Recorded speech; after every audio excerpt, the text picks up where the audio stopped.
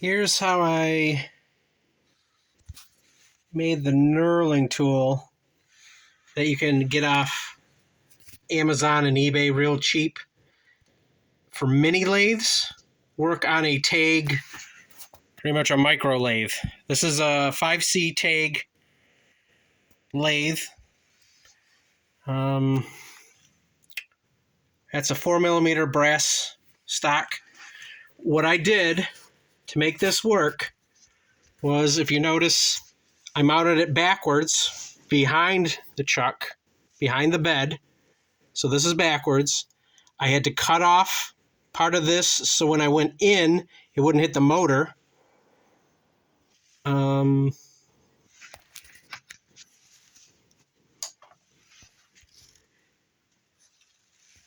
It's shaped like a T right here. Kind of hard to see. On the milling machine, I ground that down a little bit and ground into the T part so this part could fit in the tool holder block just a smidge more. And then when I mounted this tool holder on the Taig, it's on the carriage just barely. If I reach down here, I can feel the nut that locks it to the T slot. It's just barely in, tightened, and then I can get onto the smaller stock. The bigger the stock, the wider these two rollers open, via this. So the farther back you can be, or really it's the more in you can be when you're using it from behind. These are made for a larger lathe, but with these modifications, and I did them on a milling machine mostly, I cut the T, made the T narrower, top and bottom, tried to be equal, and then took the bottoms of the cross of the T, because it's a sideways T right now, so it would fit further that way because it rests into this. And that shows you everything you need to know. This is ground. I did it on the milling machine, milled or ground, so it fits more that way, this whole contraption. And then I took a little off the top and bottom here, so it would fit into the slot of the tool holder on the Taig lathe.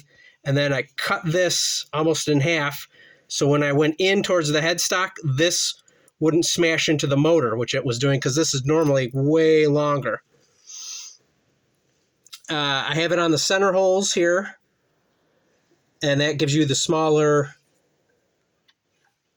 spring with the center holes, lets you close in tighter for smaller stock. And what you do is you push it in, hold it there with your other hand, tighten this, and then give it a couple more turns, and you play with it. There's an art to it, and depends on the material. But I got acceptable results. This whole thing was $24, and I spent maybe an hour trying to figure it out and fill around. I had this on the top slide. I had a compound slide on top of the carriage, which messes with the tool height, and this just turned out to be the easiest way. So just, if you see the T, it's sideways, but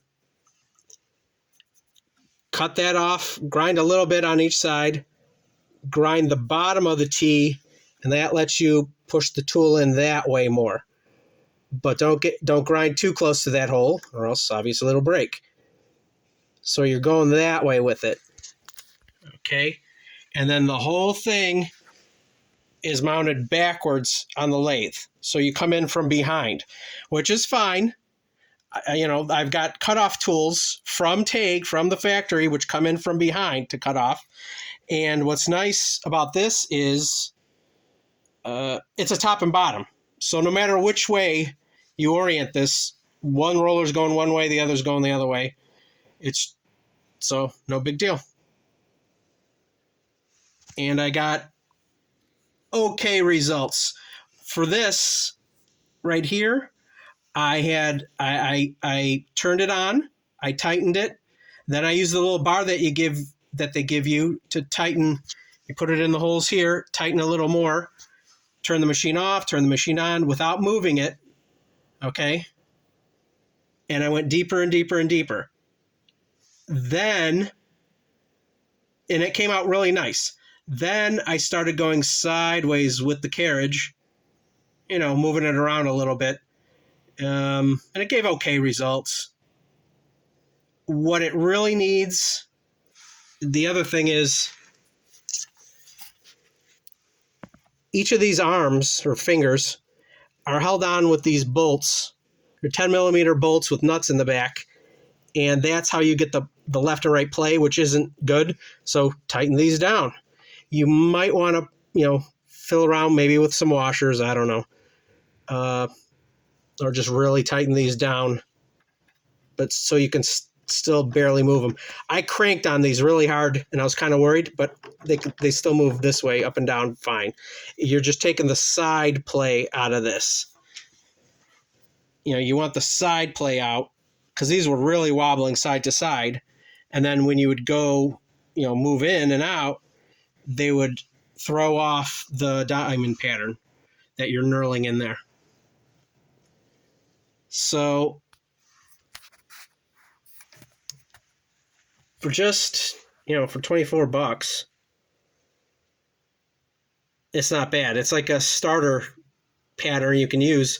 And basically I was just grinding off parts with the milling machine.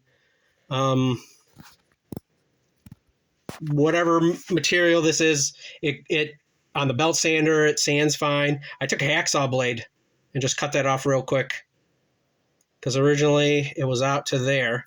And then what that does is when you go in, it would slam into the motor.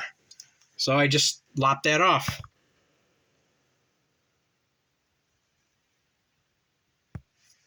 And this is the one, they give you an extra spring in here, a shorter spring when you use the closer together holes there.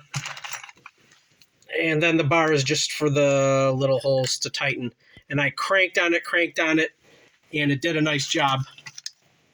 It takes experimentation, but for $24, Little Machine Shop has one that's similar. I believe it's made for Sheridan and Taig lathes, so it's a little smallerized and probably a lot better quality. But it was $80, so I took a gamble on this one, and I had fun messing around with it, seeing how this all worked. I mean, it's not that complicated of a thing. It's just 2 finger springs and rollers for the knurling. And you can see if you're off center before I tighten this, because you're getting, this is brass more on the right side of the wheel here than the left. And I was getting a weird diamond pattern. Then I tightened these 2 bolts and it kind of straightened everything out. And at some point you can measure that and then shim either side, maybe with some washers, and get everything nice and smooth. Maybe take it apart, sand everything. That's maybe overkill, but whatever works. So that's a $25 knurling tool. They're made for the XO size lathe, but I just hacked it up, turned it backwards, and made it work on a Taig.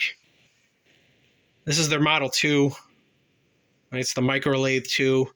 It's got the 5C collet, nice and flat here. You can change out the collets for different sizes. And it is filthy. I've been playing all day with this. And that's brass shavings I save for bluing little pocket watch screws that I make. That's it. Give it a try. $25.